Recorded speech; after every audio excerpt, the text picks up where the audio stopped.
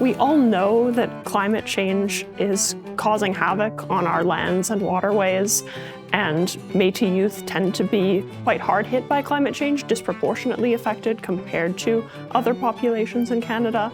I think it's important to share that knowledge with each other and to hear about all the incredible things that the Métis National Council and provincial councils are doing in response to climate change, whether that's showing up at international summits or implementing emergency management plans. It's given me a lot of hope to think about what we can do in the future with even more mobilization and support from the government.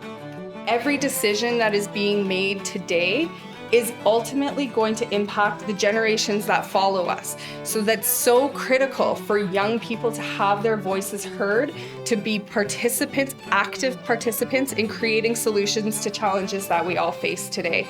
Youth are expressing, their fears and anxieties, just living day-to-day life, especially with wildfires and floods happening in a lot of Métis communities. And so we have to figure out how, at the same time of dealing with all of these natural disasters, and those always take precedent and priority because people's lives are at stake, but how do we find time to prioritize what we're going to do moving forward to get in front of those natural disasters and climate emergencies and figure out, especially relating to our policies moving forward and our advocacy with the federal and provincial governments.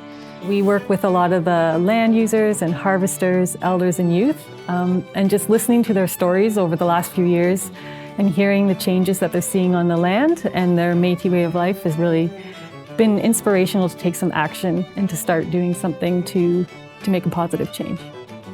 When I think about our role, and especially Indigenous youth, it's our job to make sure we understand our identity in connection to the land.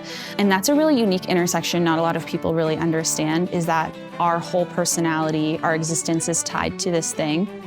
When I think about youth presence, it's again the same idea of the solution. You cannot have a solution without a youth perspective. You can't move forward without youth at the table. And we really can't sustain ourselves now without the youth. And it's very clear when you look at all the leaders in the room, all the people that are inspired by youth, just like myself, but a lot of the older generations and a lot of the younger generations too. We always hear young people are the future, young people are the most important persons at the table, and yet so often are left out of conversations like this. So really big appreciation to the Métis Council for having young people actually be a part of these conversations, be a part of every step. And I'm seeing young people here too, which is really exciting because those voices are often left out of conversations like this. I'm not only an animal lover, I'm a nature lover too. And I hope that we can live on this land forever.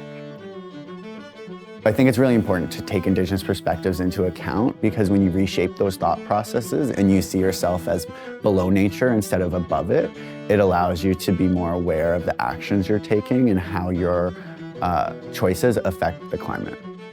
We have such a unique mixed history that our experiences are a lot different from First Nations people, and so sometimes our concerns are a little bit too like the way we were brought up and our grandparents. So I think being able to talk about the things that they weren't able to, or the way that they used to do things and live off the land, we kind of got away from that. Things happened to the Métis people and we're trying to get that back, and we just want to care about the land like all of our ancestors did. And I think it's really important that we honor them and we do right to the earth and we live with the earth and not on it anymore to serve us. We want it to exist for generations to come.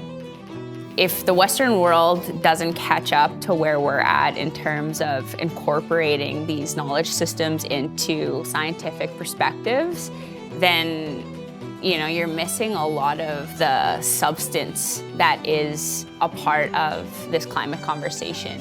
I think the number one priority I've heard from listening to the youth is to not just be constantly how we're going to fix things that have happened, but proactively working on these disasters before they actually hit. So it's not constantly fix. It's how can we stop this from happening before it gets even more devastating. We have to think this generations ahead of us and what are we doing to them and what is going to be in a few years, and we don't have a lot of options right now, and we need to act now. Stewardship is a reciprocal process whereby there's continual care taken of nature, and that includes things like annual controlled burns. So I think that Métis youth need to support that vision so that governments can understand not just what climate policy looks like, but what the vision for our relationship with nature looks like that leads to particular policies.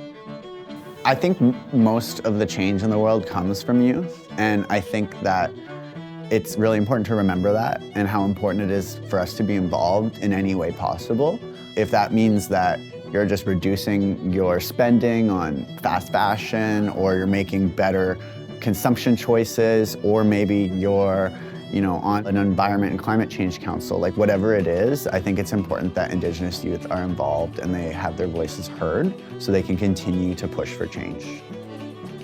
It can be scary and overwhelming to join this, and you see all these people here that I'm like, I thought I had an idea of what this meant, and I'm like, they're so much smarter than me or better than me, but you know what, I've got to shake their hand and meet them. They came from the same place I came from, and so I would say just don't be scared to jump in. You know what, your voice matters, you have a voice, use it, and people will listen. They want to hear you, and get involved. Don't be scared, don't think that you don't have anything to bring to the table, or you don't know enough. You know something, and I know that your voice matters, and you'll be able to share that and make a difference.